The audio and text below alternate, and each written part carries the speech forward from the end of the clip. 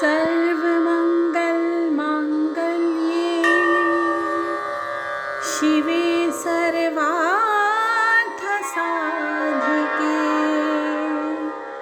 शरण्ये त्र्यम्बके गौरी नारायणी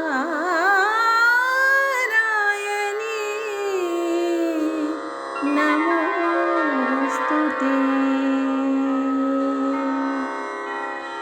जय माँ इंद्राक्षी, जय अम्बे। इंद्राक्षी धाम में दर्शकों आप सभी का हम हार्दिक स्वागत करते हैं। आइए इस विशेष अंक में हम बात करते हैं द्वितीय नवरात्र की। आज द्वितीय नवरात्र है और द्वितीय नवरात्र में भगवती ब्रह्मचारिणी का पूजन किया जाता है।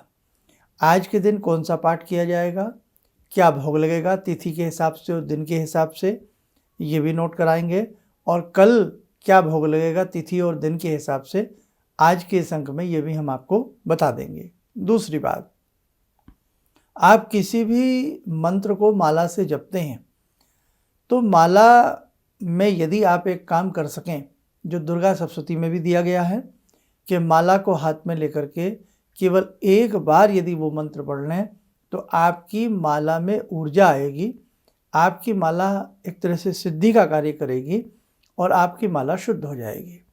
ये चीज़ भी आज हम आपके इस अंक में बताने वाले हैं। आइए पहले आज का हम पंचांग देखें। 10 अप्रैल सन 2024, दिन बुधवार, संवत 2081, चैत्र मास, शुक्ल पक्ष, तिथि द्वितीया, नक्षत्र भरणी, राहु काल 12 से 1:30, दिशा शूल, उत्तर पूर्व दिशा। जगत जननी की असीम अनुकंपा है कि सभी साधकों को भगवती की पूजा करने का अवसर प्रदान हो रहा है। ये वास्तविकता है। हम कई बार लंबे समय तक सोचते रह जाते हैं कल से सुबह उठेंगे, 10 तारीख से ये करेंगे, इस बार नवरात्रों में ये करेंगे, लेकिन कई बार हमारी सोच हमारा साथ नहीं देती है। भगवान जब भक्त के साथ होते हैं तभी भक्त अपनी भक्ति को अच्छे से कर पाता है। तो जगत जननी की महती कृपा है हम सबके ऊपर, सभी साधकों के ऊपर, इंद्राक्षी धाम के ऊपर, कि भगवती इंद्राक्षी, भगवती दुर्गा कृपा करती हैं और हमसे कुछ न कुछ वो करा ही लेती हैं। तो साधकों, आज के विशेष पूजन में भगवती ब्रह्मचारिणी का पूजन रहेगा और ब्रह्मचारिणी अपने शुद्ध जल से सभी साधकों के मन को शुद्ध पवित्र बनाती हैं। कहने का भाव, जो भगवती ब्रह्मचारिणी का आज के दिन पंचोपचार, षोडशोपचार विधि से पूजन करता है और समस्त पूजन में भगवती ब्रह्मचारिणी का ही ध्यान करता है, दुर्गा दुर्गा दुर्गा दुर्गा जपते हुए ब्रह्मचारिणी का ध्यान करता है, वास्तव में ऐसे साधक का कल्याण हो जाता है। तो आइए सबसे पहले तो आपको हम ये बता दें, आज भोग पाठ और कल का भोग और पाठ दोनों लगे हाथ आप लोग जान लीजिए, जाने। आज द्वितीय नवरात्र का जो स्वरूप है वो माँ ब्रह्मचारिणी है और द्वितीय नवरात्र को जो भोग है वो शक्कर का भोग लगाया जाता है। जैसे कि बुधवार है तो बुधवार के हिसाब से भोग मक्खन का लगता है। आप चाहे शक्कर का लगाएं, मक्खन का लगाएं, या अगर दोनों ना हो तो दूध का लगाएं। आज का पाठ रहेगा दूसरा और तीसरा। अब तीसरे नवरात्र में भी जान लें, तीसरे नवरात्र में माँ चंद्रघंटा का पूजन किया जाता है और तृतीय नवरात्र में भगवती को दूध का भोग लगता है। गुरुवार का दिन पड़ेगा बृहस्पतिवार का, उस हिसाब से खांड का भोग भी लगा सकते हैं या दूध में देसी खांड मिला करके भोग लगा सकते हैं। और तीसरे नवरात्रे का जो पाठ रहेगा वो चौथा पाठ तीसरे नवरात्रे को किया जाता है। ठीक है, तो ये तीसरे नवरात्रे तक हमने आपको बता दिया। प्रतिदिन के हिसाब से यही भोग रहता है जो हम आपको बताते हैं हर तिथियों के हिसाब से। इन्हें नोट करके अपनी एक डायरी में भी लिख लें ताकि आपके हमेशा के लिए याद रहे, आपके अपने घर वालों के काम आए आपकी डायरी। तो इसलिए बहुत सारी ऐसी चीज़ें हैं जो यदि आपके पास नोटबुक में नोट रहेंगी तो बेटा जीवन भर आपके ये बातें काम आएंगी। अब जैसे हमने बताया तीसरे नवरात्रे में दूध का भोग लगता है, खांड का भोग लगता है, तो हम खांड को दूध में मिला करके भोग लगा सकते हैं। हमने आज के नवरात्रे में बताया कि मक्खन का भोग लगता है, शक्कर का भोग लगता है, तो जरा सी शक्कर और मक्खन इकट्ठी भी भोग लगा सकते हैं। कई बार मक्खन हर घर में नहीं होता, देसी शक्कर हर घर में नहीं होती, तो ऐसी स्थिति में आप अपने मन से किसी भी सुलभ फल को, जो भी आपको आसानी से फल मिल जाए, घर में दूध होता है उसका भोग लगा करके पाठ कर लिया करें। जिस दिन का पाठ का क्रम जो रहता है, जैसे आज द्वितीय नवरात्र है तो आज पाठ रहेगा दूसरा और तीसरा।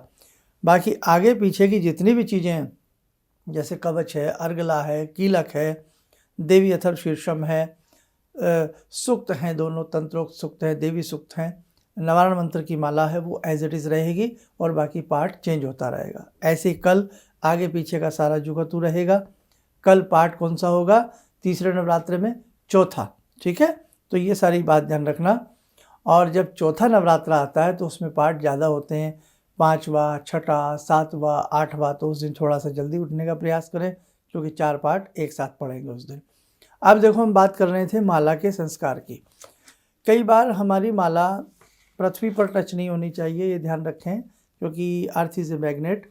जो भी आप कुछ करते हैं तो उसकी जो विद्युत शक्ति है वो पृथ्वी सोख लेती है। इसलिए आपके हाथ में माला है। माला कैसे की जानी चाहिए, इसके लिए आप हमारा नाम डाल करके माला वाला एपिसोड पूरा देख सकते हैं।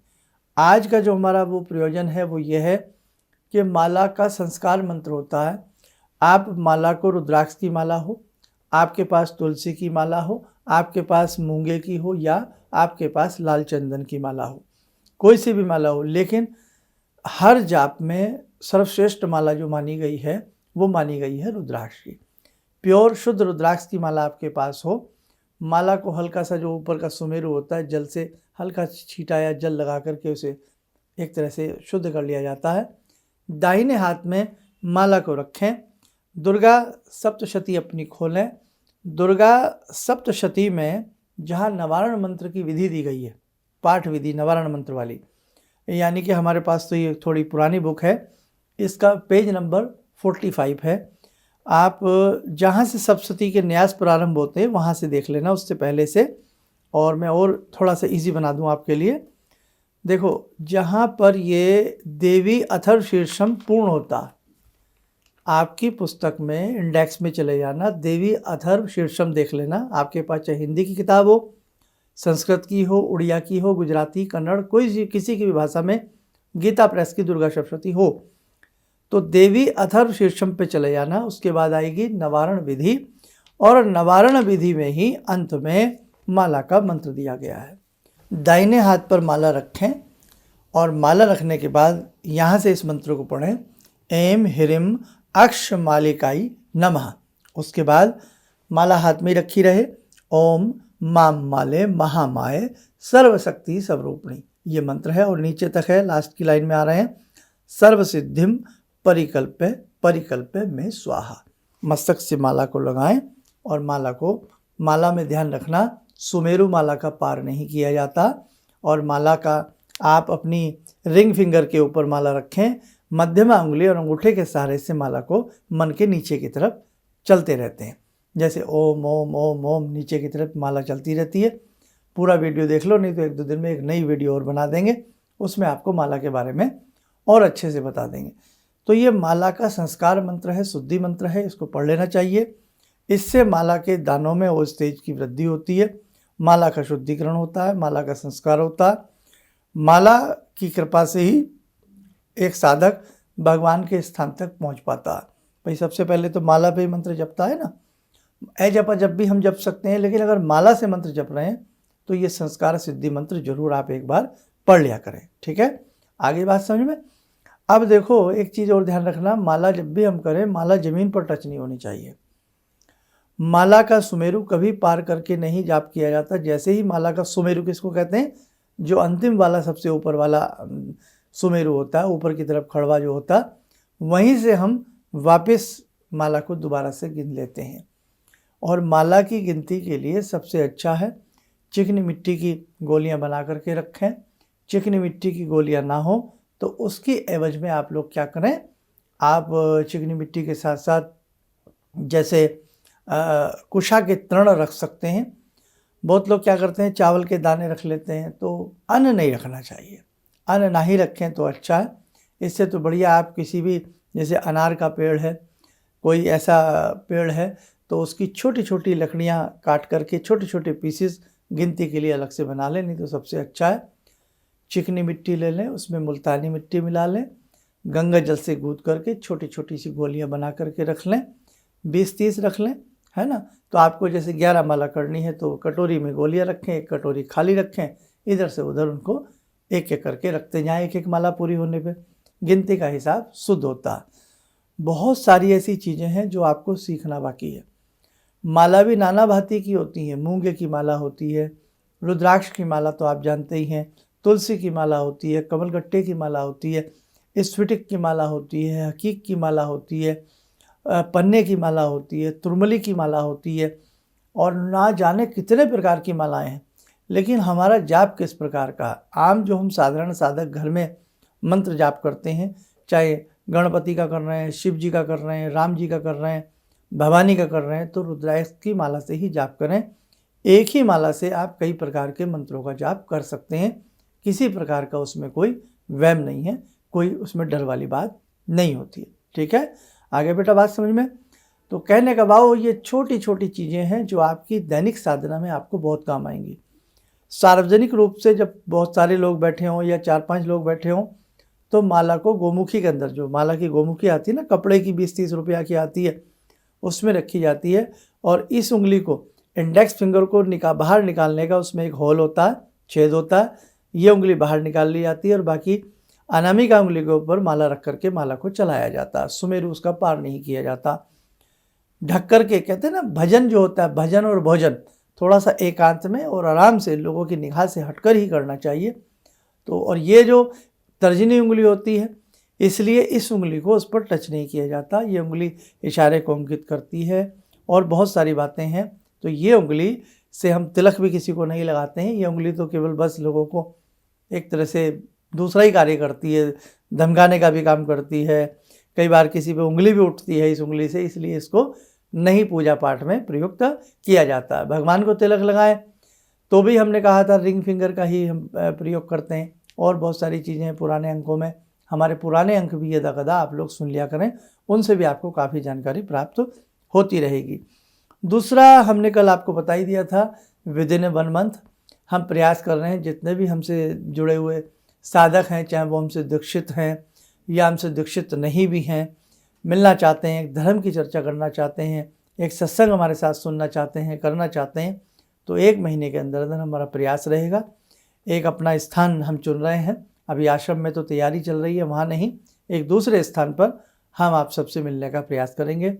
समय सीमा भी सोच रहे हैं 11 बजे से 1 बजे के बीच में ही दिन में रखा जाए, और सप्ताह में 2 दिन रखे जाएंगे। तो उसमें भी हम आप लोगों का सुझाव ले लेंगे कौन से 2 दिन रखे जाएँ। प्रयास कर रहे हैं कि संडे तो आपको दे दिया जाए, क्योंकि संडे लोगों की छुट्टी होती है, सबके लिए आना ईजी होता है। तो संडे रख लेंगे और 1 दिन और बीच का कोई निकाल लेंगे। 2 दिन हम वहाँ पर बैठेंगे 11 बजे से लेकर के 1 बजे के बीच में, और वहाँ आप सबका हम स्वागत करेंगे।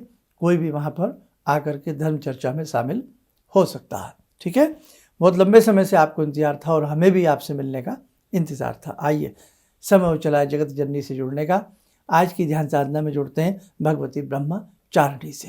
ॐ सिन्दूरारुण विग्रहां त्रिनयनां माणिक्यमूले स्फुरात् स्तारानायकशेखरं स्मितमुखी भापेन वक्षोरुवां पाणिभ्यामलपूर्णरत्नचषकां रत्नोत्परां बिभ्रति सौम्यां रत्नघटस्थरक्तचरणां ध्यायेत् पराम् अम्बिकां खड्गं चक्रगदेषु चापपरिगान् शूलम्बुशुण्डिं शिरा शङ्खं संदधतीं करे स्त्रीनयनां सर्वाङ्गभूषावृतां नीलासमाद्युतिमास्य पाददशकां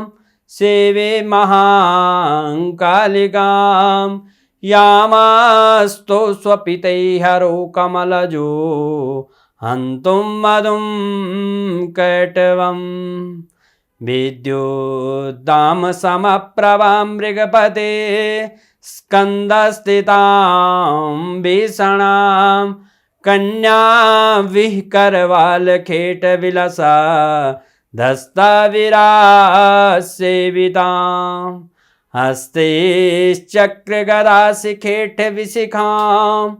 चापं गुणं तर्जनीं विप्राणामलिलात्मिकां शशिधरां दुर्गां त्रिनेत्रां भजे।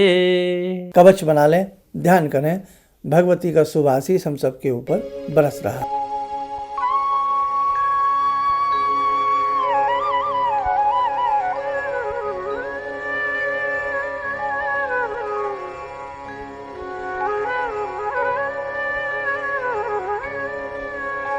बोलते हुए नेत्र खोलें, सामान्य हो जाए। देखो साधकों, और बहुत सारे ऐसे कार्य हैं जो जगत जननी हमसे करवाने वाली हैं। आप हमारे संस्थान से जुड़ते जाइएगा। बहुत लोग दीक्षा लेना चाह रहे थे, दोबारा से बहुत लोगों की दीक्षा लेने की मंशा थी। तो दीक्षा का जो हम इस बार का कार्यक्रम है वही आपको PDF फाइल भी पहुंच जाएगी दीक्षा के लिए। दीक्षा के क्रम में अष्टमी से दीक्षा का क्रम प्रारंभ हो जाएगा। अष्टमी के बाद आप एक काम करना, नौमी से लेकर के आप पूर्णिमा तक जो भी दीक्षा लेना चाहे वो अपना नाम लिखवा दे। तो हाथ के हाथ ही आपको नवमी से लेकर के पूर्णिमा तक दीक्षा की PDF फाइल आपको मिलती रहेंगी। कोई असुविधा लगे, समझ में ना आए तो आप हमारे संस्थान में कॉल कर सकते हैं। तो दीक्षा का कार्यक्रम सुन लिया। अष्टमी के बाद नवमी से जो दीक्षा लेना चाहता है वो अपना नाम नंबर हमारे संस्थान में नोट करा सकता है। और बेटा, दीक्षा के लिए कोई दक्षिणा नहीं होती है। कई बार आपके कमेंट्स आते हैं, हम आपसे जुड़ना चाहते हैं, दीक्षा लेना चाहते हैं, तो उसके लिए क्या शुल्क रहेगा? तो गुरु और शिष्य के बीच में कोई शुल्क नहीं होता। हम किसी की कुंडली देख रहे हैं या हाथ की रेखाएं पढ़ रहे हैं, वो एक अलग चीज़ है। लेकिन जो दीक्षा लेना चाहते हैं वहाँ पर किसी प्रकार की कोई फीस या किसी प्रकार की कोई दक्षिणा आदि नहीं होती है। भाव होने चाहिए आपके हमारे प्रति और हमारे आपके प्रति। चलिए, आप सब स्वस्थ रहें, सुखी रहें। इन्हीं शुभकामनाओं के साथ हम अपनी वाणी को विराम देते हैं। जय जय अम्बे। अब मेरा बेटा है जो चार्टर्ड अकाउंटेंट है अभी, तो वो क्या था, मेरी कोई बात नहीं मानता था। सालों तक मेरा उसका झगड़ा चलता रहा और मेरे जानकार लोग थे, उनसे मैं कहता था भाई मैं इससे हार जाता हूँ, क्योंकि मैं इसे कहता हूँ सुबह जल्दी उठा कर, ये कभी उठता नहीं है। क्या हुआ कि मैं आपसे मिला आकर, कुछ आपने उसके लिए भी उपाय बताए, जो सारे उपाय मैं ही कर रहा हूँ। और आपको सुन के बड़ी हैरानी होगी इस बात की कि जिस बच्चे को मैं कभी पूजा के लिए कहता था कि हनुमान चालीसा करो, तुम ये करो वो करो, वो कुछ नहीं करता था।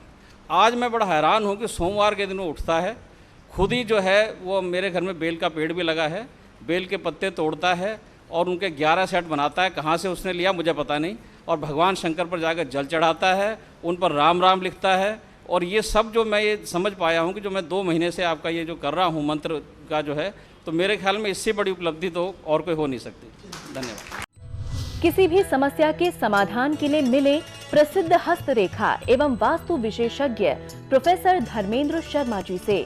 नोट: शिविर में भाग लेने हेतु एवं व्यक्तिगत रूप से मिलने के लिए कॉल करने का समय सुबह 10 बजे से शाम 6 बजे तक।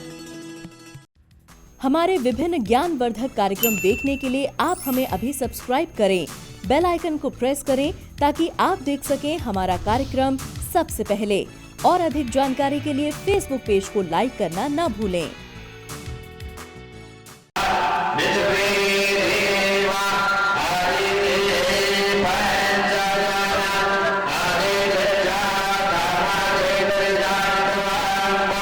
Yo